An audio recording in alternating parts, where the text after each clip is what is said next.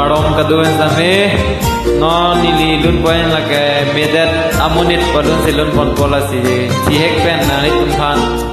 nang par jupon pade kadu beta nili se junuda tame nang li tumnar judun tu si nilni ketelo dalun le panceng pon penang de ha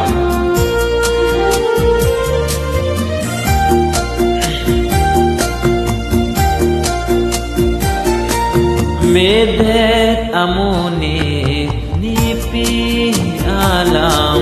ne ting hong tina lang roi lang te ing long cho rup alang kini aho ni sing di kansa aho ni sing di kansa medet amunit nipi alam ni ting hong tinam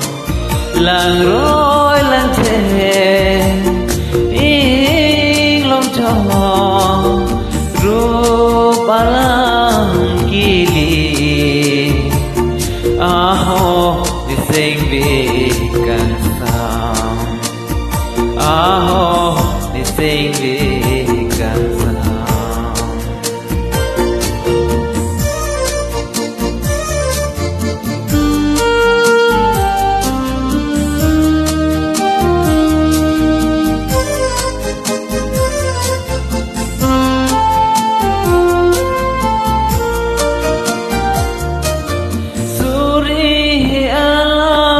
mangun himandam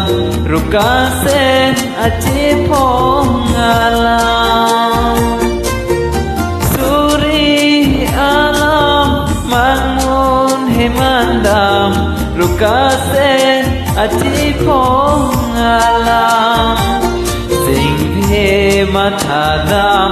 juarani jirthong jabirla paning ding reng dong reng ni rong ro pisi nang ta rino ding ding medet amunit nipi alam de ting hong tinam lang roi lang chen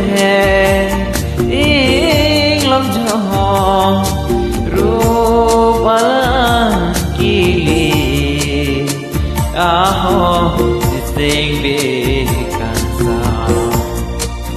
aho ni sing di kansa cholo de kadu we to lana cholo turun thek thelo lana ta kadong no